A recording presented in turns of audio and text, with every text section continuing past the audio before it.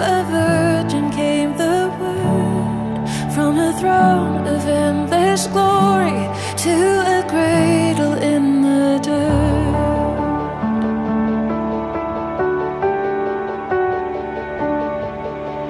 Praise the Father, praise the Son, praise the Spirit, three in one. God of glory, majesty,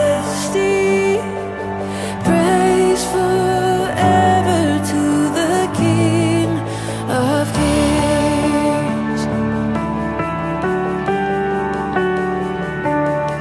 To reveal the kingdom coming and to reconcile the lost, to redeem the whole creation.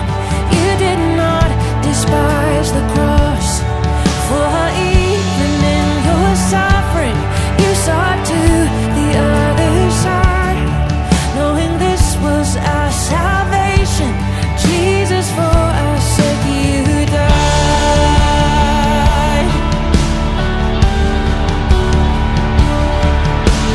Praise the Father, praise the Son, praise the Spirit, three in one. God of glory, majesty, praise forever to the King of Kings. In the morning that you rose, all of heaven.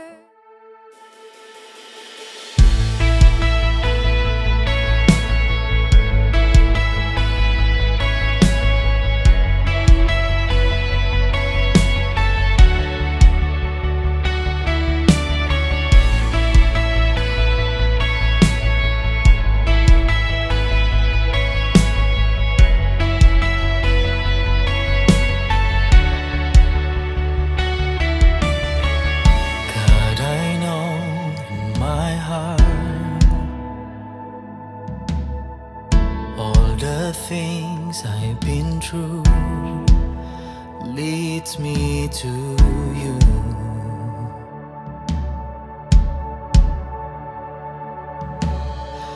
The power of your name, nothing else can compare, brings me to you, brings me to you. I've seen your glory, I've seen your power,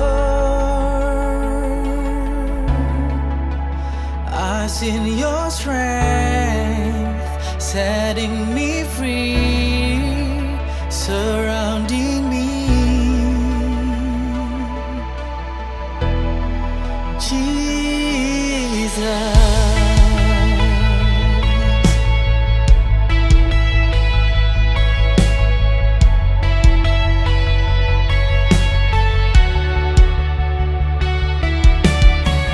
the power of your name, nothing else can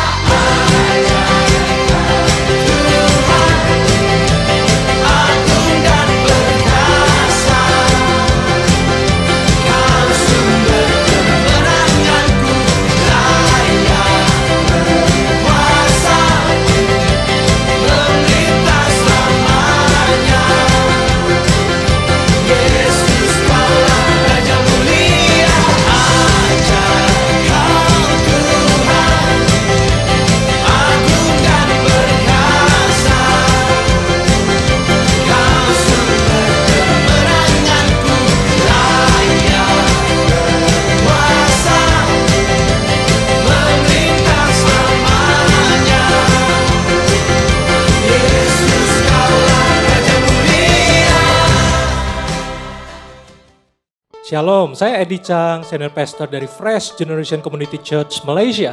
Menyambut Anda semua yang hadir hari ini. Nah, tahun ini FGCC mengangkat tema Progress dengan tagline Intentional and Consistent. Nah, surat 1 Timotius pasal 4 ayat 15 mengatakan, perhatikanlah semuanya itu, hiduplah di dalamnya, supaya kemajuanmu nyata kepada semua orang. Ya, kemajuan atau pertumbuhan tidaklah otomatis, tetapi hasil dari keputusan, usaha yang disengaja, dan konsisten, serta tentunya karena anugerah Tuhan. Ya, kiranya kita semua mengalami progres, baik secara individu, keluarga, komunitas, gereja, dan berbagai aspek kehidupan. Dan kita semua mau semakin mencintai Tuhan, dan berbuah lebat sesuai visi FGCC, to build passionate and productive disciples to bless the nations. Selamat beribadah. Welcome home.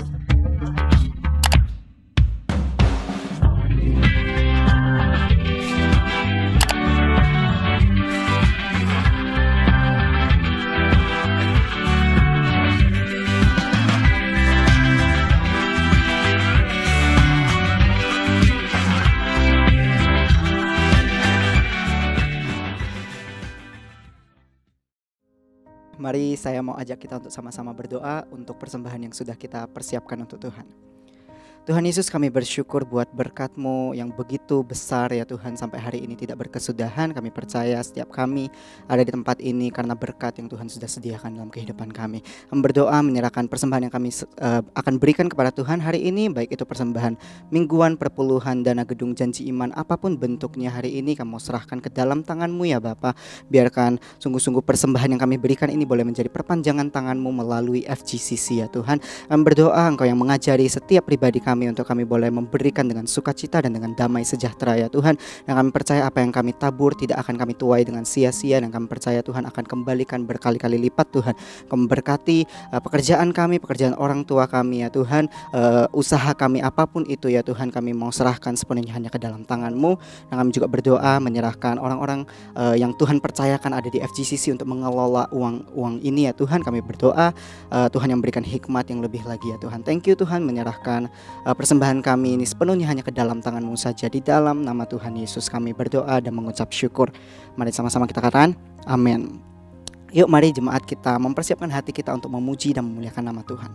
God bless you dan selamat beribadah. Thank you Lord for your grace to grace in our life. Your resurrection save us from death to life. I want to give the highest praise to you. Come on church, let's sing it out. If love endured that ancient cross,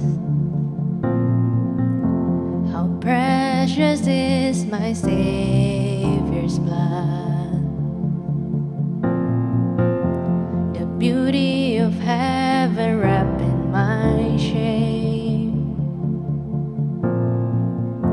the image of love upon that frame. If having my heart was worth the pain, joy could you see beyond the grave. If love on my soul were dying for, how wonderful, how glorious, my Savior's scars, victorious. My chains are gone, my debt is paid.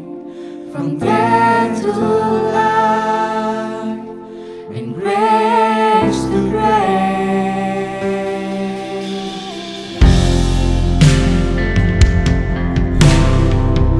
From grace to grace,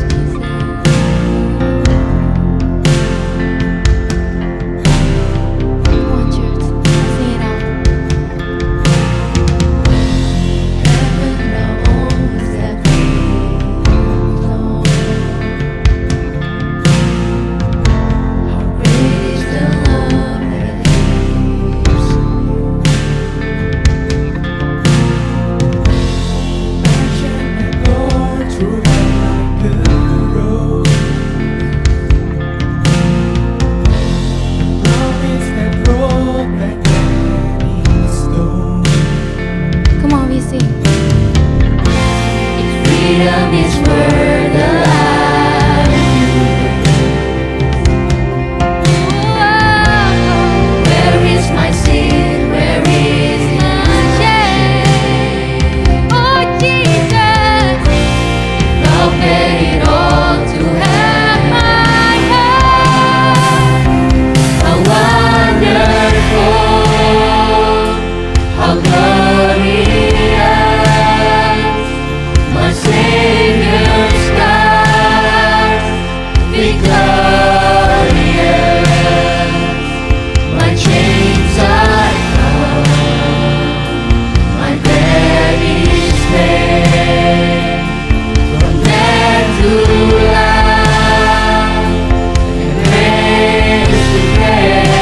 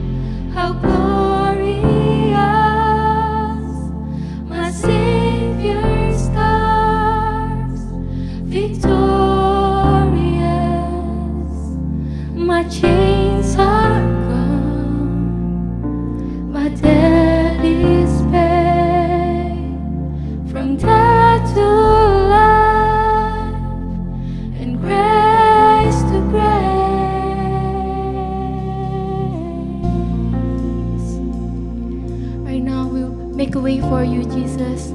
We want to worship you, Lord. Come on, church. Let's live our praise. Let's live our worship to Him. Yes, come on, church. We know that you're always working, Lord.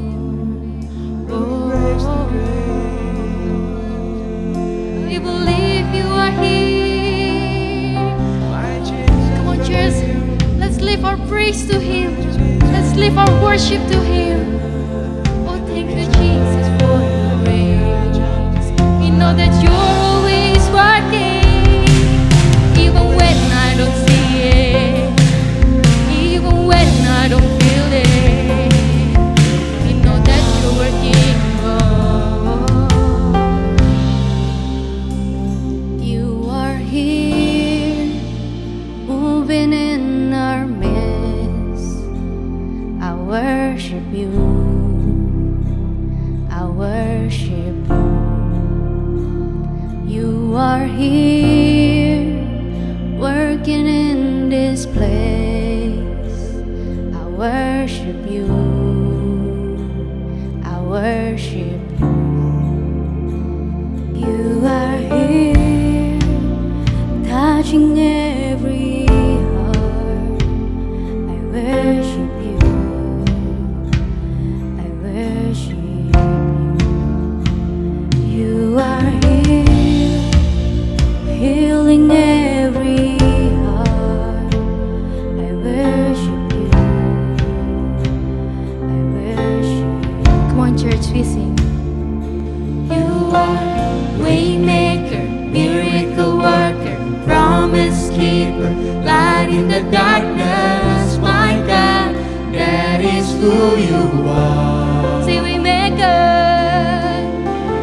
waymaker, miracle worker, promise keeper, light in the darkness, my God, that is who you are.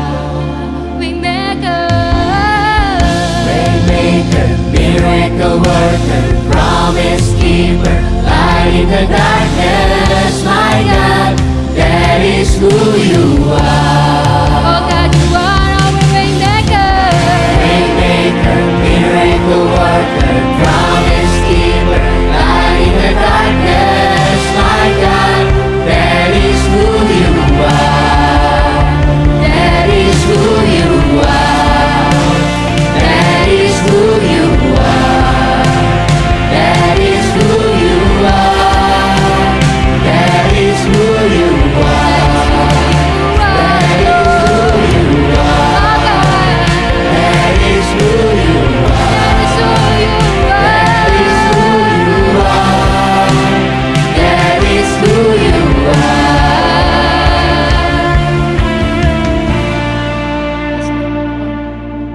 Even we don't see it, even we don't feel it, but we know that you're always working in our life.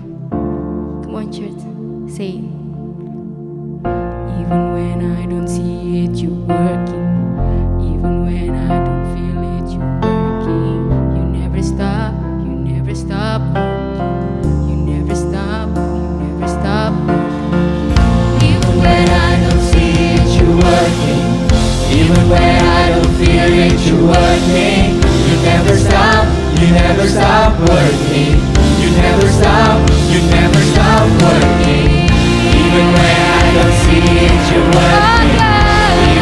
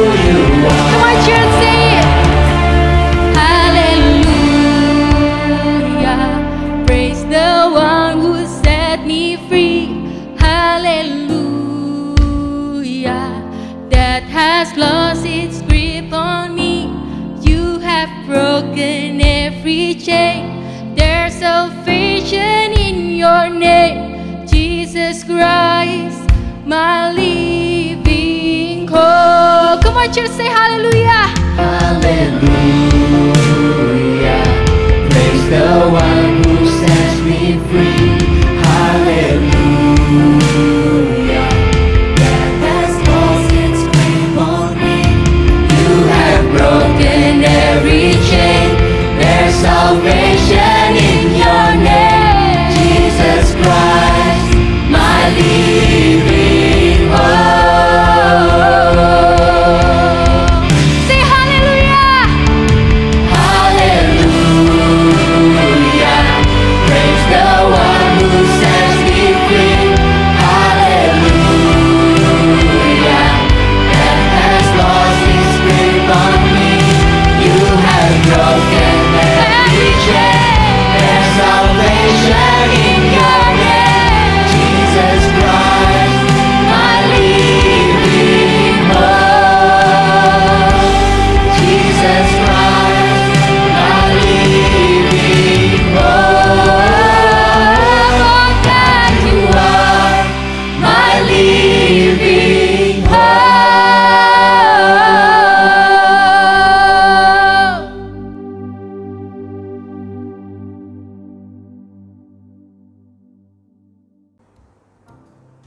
Hari ini kita akan dilayani oleh seorang teman saya yang bernama Pastor Randy Chandra Dinata.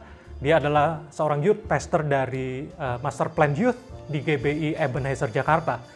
Pastor Randy merupakan lulusan dari Universitas Atmajaya sebagai seorang sarjana ekonomi. Dan dia sekarang melanjutkan studinya di Pasca Sarjana STT Battle Indonesia yang ada di Jakarta. Pastor Randy sudah menikah dan dikaruniai 2 orang anak.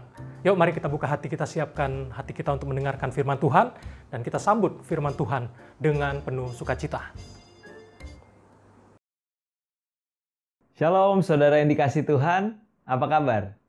Senang sekali saya Randy Chandra Dinata boleh menyapa saudara sekalian di hari Minggu yang berbahagia ini. Kita boleh berjumpa via online service.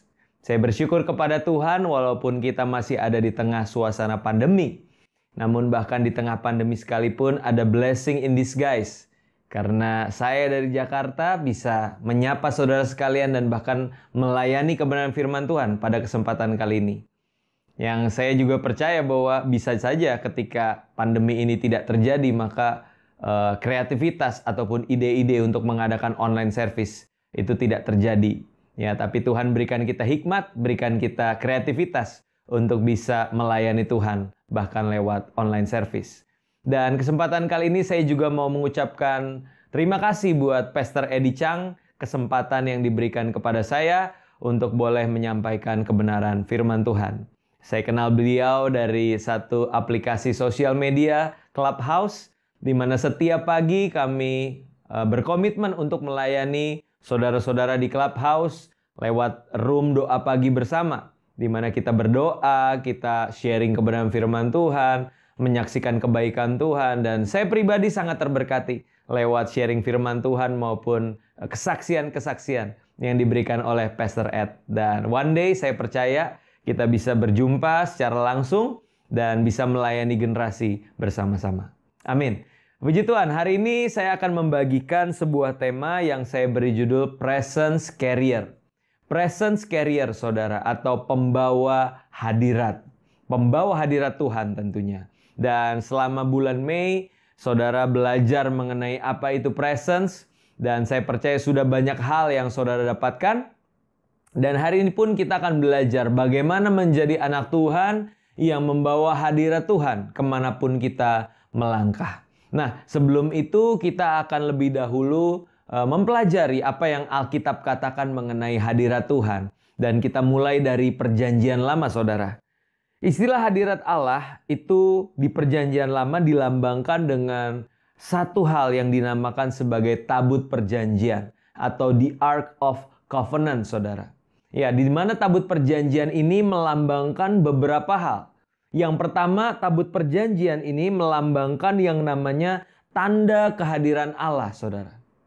Allah bersemayam di tengah-tengah umatnya melalui satu benda yang disebut sebagai tabut perjanjian. Nah, ketika bangsa Israel ada di tengah padang gurun, mereka tidak memiliki tempat yang tetap, maka mereka mendirikan yang disebut sebagai kemah suci, di mana di situ ada ruang yang disebut sebagai pelataran, halaman, lalu ruang kudus, masuk lagi kepada ruang maha kudus, dan di dalam ruang maha kudus di situ terdapat tabut perjanjian, di mana Allah bersemayam di tengah-tengah umatnya. Bahkan ketika bangsa Israel berhasil menduduki Kanaan, masuklah kepada zaman Daud, Salomo mendirikan bait suci, dan dengan konsep yang sama di situ ada pelataran, ada ruang kudus, dan ruang maha kudus. Di situ pula diletakkan tabut perjanjian sebagai lambang kehadiran Allah, saudara, di tengah-tengah umatnya. Bukan cuma sebagai tanda kehadiran Allah, namun tabut perjanjian ini juga menggambarkan kerinduan Allah untuk bertemu, bahkan membangun hubungan dengan umatnya, saudara. Kita bisa baca di Keluaran pasal 25 ayat 22. Di mana di situ firman Tuhan berkata seperti ini. Dan di sanalah aku akan bertemu dengan engkau, dan dari atas tutup pendamaian itu, ya, tabut perjanjian itu, dari antara kedua kerup yang di atas tabut hukum itu, aku akan berbicara dengan engkau tentang segala sesuatu yang akan kuperintahkan kepadamu untuk disampaikan kepada orang Israel. Ada kata-kata yang perlu kita highlight di sini. Yang pertama adalah aku akan bertemu dengan engkau. Dan yang kedua adalah aku akan berbicara dengan engkau. Ini menunjukkan bahwa Tuhan yang kita sembah adalah Tuhan yang memulai atau menginisiasi sebuah hubungan, saudara. Our God is God of relationship. Keberadaannya itu memulai hubungan dengan kita. Sehingga tentunya kita tidak perlu takut, kita tidak perlu malu. Mungkin kita ada di tengah dosa, kita mungkin hidup di dalam kelemahan, saudara. Namun percayalah bahwa Tuhan yang kita sembah adalah Tuhan yang berinisiatif untuk membuka tangannya. Dia mencari kita, dia mau bertemu dengan kita, bahkan mau berkomunikasi dengan kita. Puji Tuhan, saudara. Dan bukan cuma tentang kehadiran Allah, kerinduan Allah untuk bertemu dengan umatnya. Dan berikutnya adalah tabut perjanjian itu adalah tanda kuasa dan keperkasaan Allah, saudara. Di tengah peperangan bangsa Israel dengan bangsa-bangsa lain, ketika tabut perjanjian itu dibawa di tengah-tengah mereka, maka kemenangan menjadi milik dari bangsa Israel. Mujizat-mujizat ajaib terjadi di tengah-tengah mereka. Mereka menghadapi sungai Yordan, ya, yang ada di hadapan mereka. Lalu ketika tabut itu ada di tengah-tengah mereka, maka sungai itu terbelah menjadi dua. Bahkan tembok Yeriko yang kokoh itu ketika mereka kelilingi sambil memuji menyembah Tuhan, mereka membawa tabut perjanjian itu, maka tembok yang kokoh itu bisa runtuh di hadapan mereka, saudara. Ada kuasa, ada keperkasaan Allah yang dinyatakan lewat tabut perjanjian itu. Bahkan ketika tabut itu dirampas oleh orang Filistin, lalu tabut itu dibawa ke sebuah kuil di mana di situ ada dewa Dagon yang ada di dalam kuil tersebut. Maka di hadapan tabut perjanjian, Dagon itu tersungkur. Bahkan di hari keesokan harinya, Dagon itu telah hancur berkeping-keping, saudara. Karena tidak tahan berhadapan dengan tabut perjanjian tersebut yang melambangkan kuasa dan keperkasaan Allah, saudara. Orang-orang Filistin saat itu pun mendapatkan tulah. Mereka mengalami borok-borok, ya, yang ketika mereka merampas tabut perjanjian itu, sehingga mereka dengan sukarela, kita balikin aja deh ke bangsa Israel daripada kita semakin banyak mengalami musibah, ya, akibat kuasa dan keperkasaan dari Allahnya orang Israel, saudara. Bukan cuma tentang kuasa dan keperkasaan Allah, namun juga bicara tentang kemuliaan Allah, ya. Tabut perjanjian itu melambangkan kemuliaan Allah bagi umat Israel. Ketika orang Filistin itu merampas tabut perjanjian dari tengah-tengah mereka, maka termasuk di dalamnya ada Hofni dan Pinehas, anak-anak dari Imam Eli yang harus tewas di tengah-tengah peperangan. Dan ironisnya adalah ketika Imam Eli mendengar kabar tersebut, Imam Eli terjatuh dari kursinya lalu lehernya patah dan meninggal saat itu. Dan ketika berita tentang kematian Pinehas, lalu Imam Eli itu datang kepada istri Pinehas yang saat itu sedang mengandung. Lalu dia begitu sedih hatinya, dia begitu menderita akibat kematian suami dan juga ayah mertuanya. Lalu ketika anak tersebut lahir, maka diberikanlah nama anak tersebut Ikabod. Ya, Ikabod yang artinya adalah telah lenyap kemuliaan dari Israel. Sebab tabut Allah telah dirampas di 1 Samuel pasal 4 ayat 22. Dari situ kita bisa tahu saudara bahwa tabut perjanjian itu juga melambangkan kemuliaan Allah bagi Israel. Nah, itu bicara tentang perjanjian lama saudara. Lalu bagaimana kita memandang hadirat Allah di dalam perjanjian baru? Satu hal yang bisa kita perhatikan bahwa kerinduan Allah untuk terus bertemu dan membangun keintiman dengan umatnya itu tidak berubah. Masih sama seperti yang dulu, seperti di perjanjian lama. Namun lebih jauh lagi, ini yang menarik saudara. Bahwa kalau dulu keintiman, pertemuan dengan Allah itu dibatasi oleh tempat. Ya, ketika ruang Maha Kudus itu menjadi tempat di mana Allah bersemayam. Namun yang menarik adalah di perjanjian baru Yesus berkata, akan tiba waktunya bahwa engkau berjumpa dengan Tuhan bukan di Yerusalem, bukan di Gunung Gerizim, tapi engkau akan berjumpa dengan Tuhan, menyembah Tuhan di dalam roh dan kebenaran. Ini bukan bicara tempat, ini bukan bicara waktu, tapi ini bicara tentang hati dan roh yang telah diperbaharui oleh Roh Kudus. Sehingga kita bisa mencari Tuhan, kita bisa berjumpa dengan Tuhan, menyembah Tuhan di dalam segala keadaan. Tidak dipengaruhi oleh tempat, waktu, dan kondisi kehidupan kita. Wow, ini sesuatu yang dahsyat, saudara, di dalam perjanjian baru.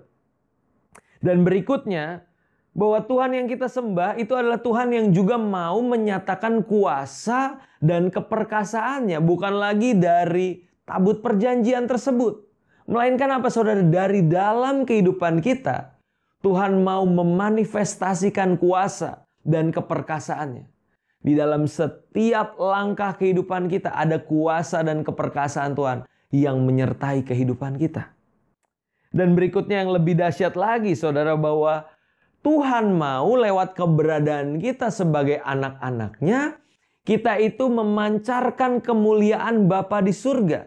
Sehingga dunia bisa melihat kemuliaan Bapa melalui kehidupan kita. We are the presence carrier. Kitalah sang pembawa hadirat Tuhan. Sehingga ketika kita ada di sebuah tempat, ketika kita menginjakan kaki di situ, maka hadirat Tuhan bisa dirasakan oleh orang-orang di sekitar kita. Dan mereka boleh memperoleh berkat dan bahkan mempermuliakan Bapa di surga lewat kehidupan kita. Amin saudara. Wow, ini sesuatu panggilan yang begitu dahsyat di dalam kehidupan kita. Namun ironisnya seringkali kita tidak sadar saudara.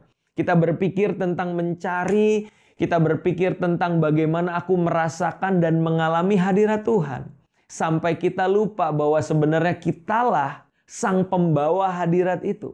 Kemanapun kita melangkah saudara. Amin. Ya, itu menjadi satu hal yang mesti kita sadari saudara, bahwa setiap kita adalah presence carrier, pembawa hadirat Tuhan. Nah, pertanyaan selanjutnya adalah saudara, bagaimana kita menghidupi panggilan kita sebagai presence carrier?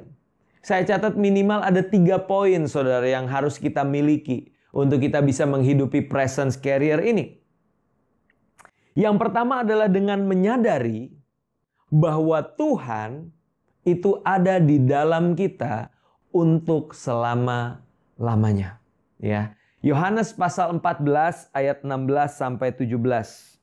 Ya, tentunya ayat ini sudah kita baca sebelumnya ketika kita bicara tentang Pentakosta, saudara, di mana janji Bapa diberikan kepada kita. Yohanes pasal 14 ayat 16 sampai 17. Yesus berkata seperti ini, "Aku akan minta kepada Bapa dan Ia akan memberikan kepadamu seorang penolong yang lain, supaya Ia menyertai kamu selama-lamanya, yaitu Roh kebenaran. Dunia tidak dapat menerima Dia sebab dunia tidak melihat Dia dan tidak mengenal Dia. Tetapi kamu mengenal Dia sebab Ia menyertai kamu dan akan diam di dalam kamu. Nah, di ayat 16 yang perlu kita highlight adalah kalimat ini. Supaya Ia menyertai kamu selama-lamanya. Roh itu akan menyertai kita selama-lamanya. Nah, kalau di perjanjian lama, saudara, ada orang-orang tertentu yang dipilih Tuhan, di mana roh Tuhan itu dicurahkan kepada dia di momen-momen tertentu. Ketika dia menjadi raja mungkin, menjadi imam, menjadi nabi, roh Tuhan ada, hinggap kepadanya. Namun ada momen tertentu di dalam kehidupan, mungkin ketika tugasnya sudah selesai, atau bahkan ketika orang tersebut tidak lagi berkenan di hadapan Tuhan, maka roh itu bisa ditarik daripada orang tersebut. Ya, Daud pernah berkata, janganlah ambil rohmu yang kudus daripadaku. Nah, yang menarik kalau di perjanjian lama roh itu bisa datang dan pergi di dalam kehidupannya. Di dalam perjanjian baru, setiap kita ketika kita percaya kepada Yesus sebagai Tuhan dan Juru Selamat, maka Roh Kudus itu dimateraikan dalam kehidupan kita sekali untuk selama-lamanya. Jangan berpikir bahwa ketika kita taat kepada Tuhan, maka Roh Kudus itu tinggal di dalam kita. Lalu ketika kita jatuh ke dalam dosa, ketika kita gagal taat, maka Roh Kudus itu kesel, Roh Kudus itu marah, lalu dia check out dari kehidupan kita.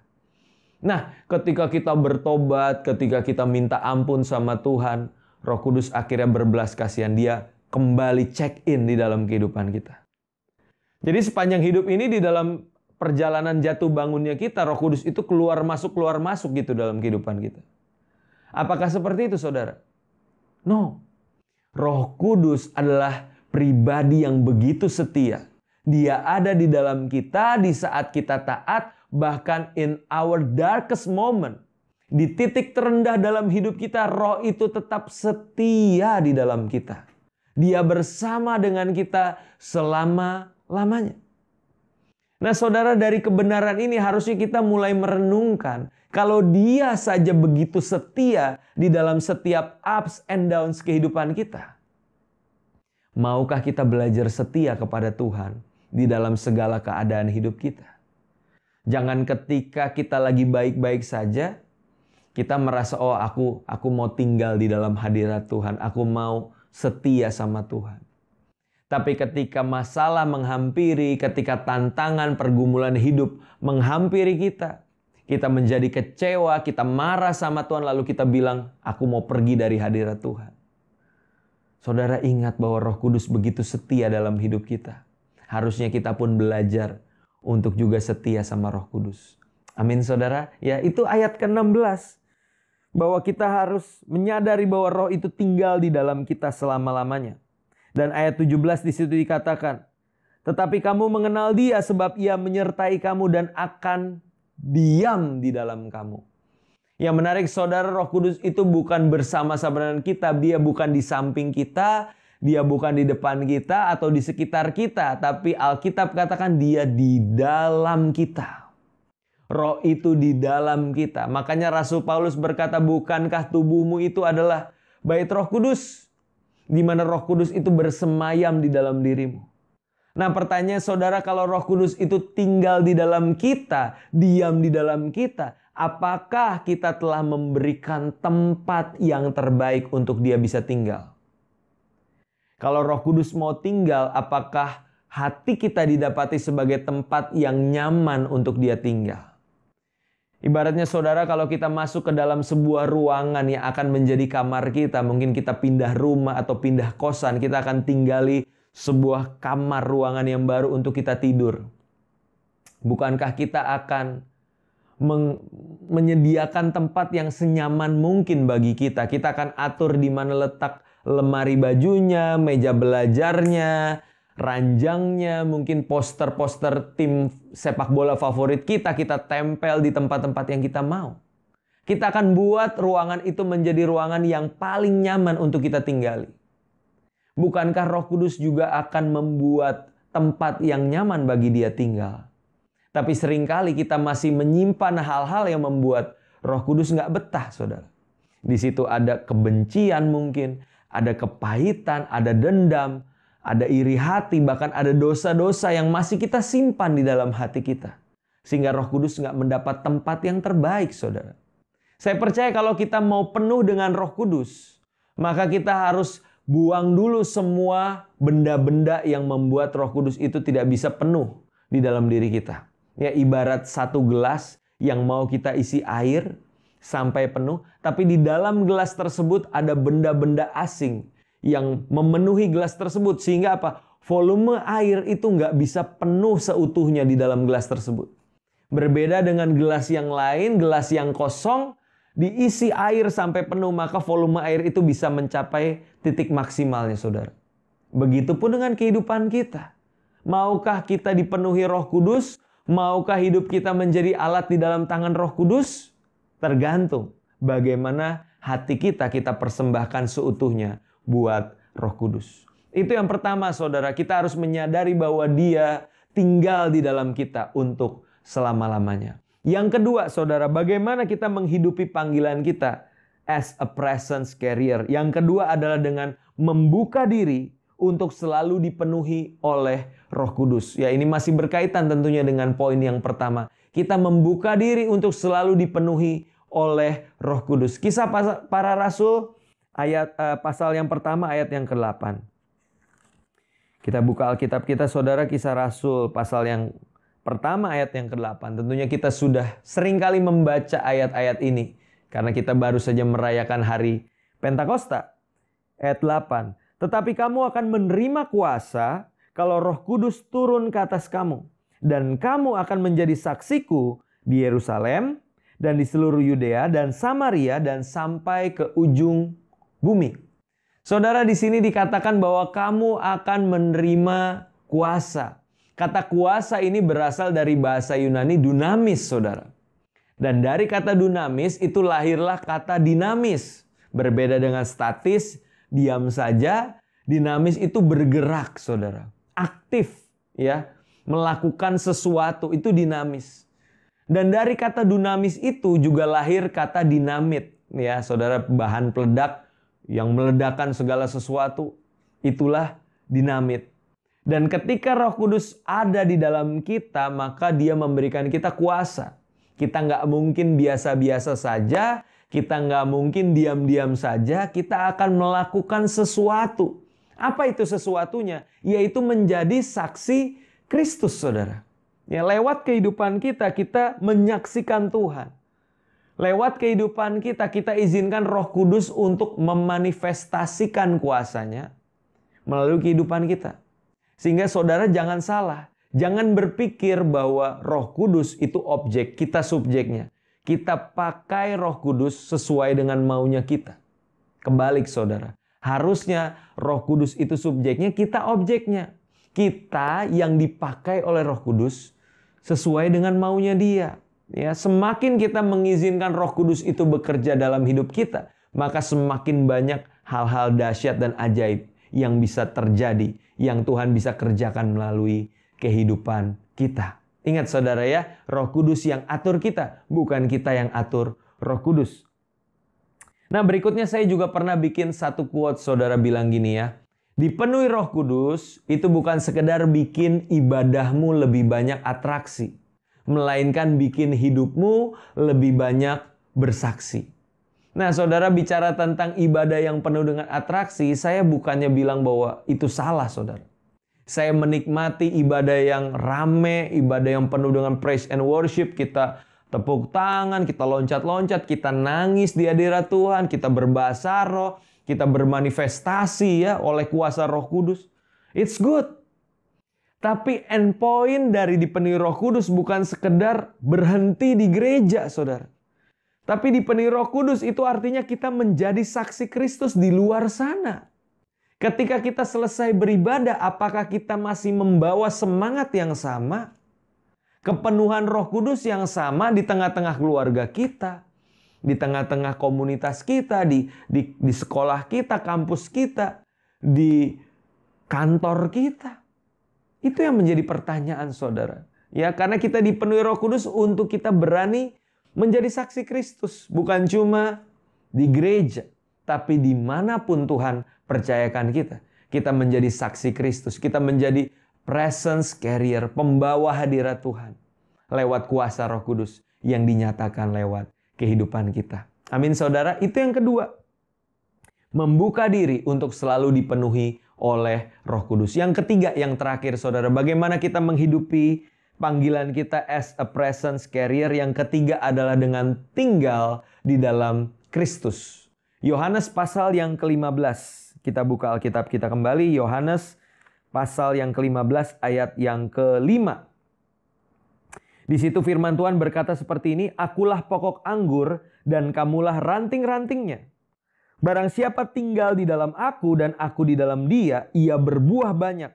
Sebab di luar aku, kamu tidak dapat berbuat apa-apa."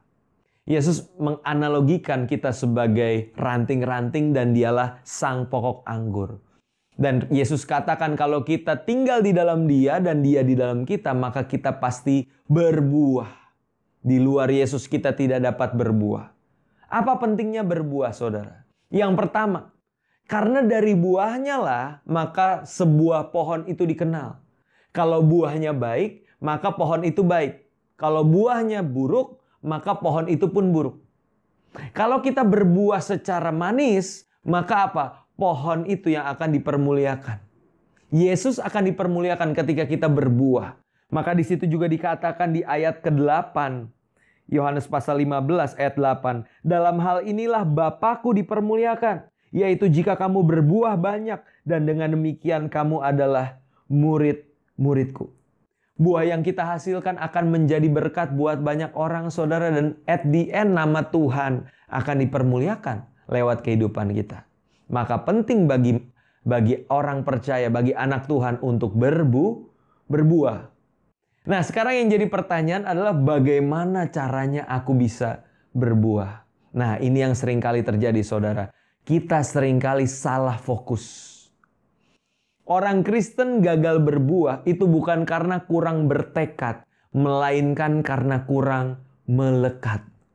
Bedain antara bertekad sama melekat, saudara. Kita seringkali bertekad untuk berbuah, sampai akhirnya kita salah fokus. Kita pikir kekristenan itu bicara tentang modifikasi karakter. Bagaimana aku dari pribadi ini menjadi pribadi yang lebih baik lagi. No, bukan itu kekristenan, saudara. Kekristenan bicara tentang bagaimana kita melekat, kita tinggal di dalam Tuhan. Kita memiliki keintiman dengan Tuhan. Sehingga apa? Ketika kita melekat kepada sang pokok anggur, maka pasti kita akan berbuah. Otomatis kita akan menghasilkan buah. Di mana kita temukan ada ranting yang protes sama pokok anggur, bilang ini, "Woi, kirimin gua sari makanan, kirimin gua air supaya gua bisa berbuah." No, itu nggak perlu saudara. Kalau benar-benar melekat, maka otomatis secara alamiah ranting itu akan berbuah. Nah, pertanyaannya seberapa sungguh kita bangun keintiman dengan Tuhan? Seberapa banyak waktu yang kita habiskan untuk berdoa, untuk merenungkan kebenaran firman Tuhan, untuk memuji menyembah Tuhan, untuk membangun komunitas bersama saudara-saudara seiman. Seberapa sungguh kita melakukannya? Karena keintiman kita akan sangat mempengaruhi buah-buah yang kita hasilkan. Buah roh yang ada di surat Galatia itu akan menjadi sesuatu yang natural kita hasilkan selama kita melekat kepada sang pokok anggur, saudara. Amin. Ya, biarlah lewat 3 poin ini kita belajar untuk menjadi presence carrier. Selamat berjuang, saudara, untuk menghidupi panggilan kita as a presence carrier. Biarlah kita didapati sebagai anak-anak kerajaan Allah yang menghadirkan surga di tengah-tengah bumi. Lewat kehidupan kita, orang bisa merasakan, orang bisa mengalami Tuhan dan hadiratnya lewat kehidupan kita. Amin buat firman Tuhan. Mari kita satu dalam doa, saudara. Bapa dalam surga, kami mengucap syukur Tuhan Yesus untuk kesempatan kali ini. Kami telah mendengarkan kebenaran firman Tuhan, kami telah beribadah bahkan secara online Tuhan. Kiranya Tuhan, setiap kami menyadari bahwa Tuhan panggil kami untuk menjadi pembawa hadirat Tuhan. Kemanapun kami pergi, kemanapun kami melangkah, biarlah kami sadar bahwa hanya hadirat-Mu Tuhan itu yang harus kami nyatakan di tengah-tengah dunia ini. Jadikan kami Tuhan orang-orang yang sadar bahwa Engkau ada dalam kami untuk selama-lamanya. Kami dipenuhi oleh Roh Kudus lebih dan lebih lagi. Dan kami melekat, kami tinggal di dalam Kristus. Semakin hari semakin intim dengan Engkau. Berkati saudara-saudaraku Tuhan di Fresh Generation Community Church. Berkati Pastor Ed dan keluarga. Dan juga seluruh tim pengembalaan yang ada. Seluruh jemaat-Mu Tuhan boleh bertumbuh semakin serupa dengan Kristus setiap harinya. Terima kasih Tuhan Yesus, kami bersyukur buat kesempatan kali ini. Biarlah kami boleh menjadi anak-anak Tuhan yang selalu membawa hadirat-Mu.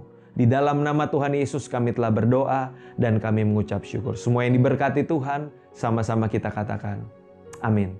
Happy Sunday, saudara sekalian, Tuhan Yesus memberkati. Puji Tuhan, saya percaya firman Tuhan sudah menguatkan dan memberkati kita semua. Dan mari kita tundukkan kepala, kita akhiri ibadah kita dan kita berdoa kepada Tuhan.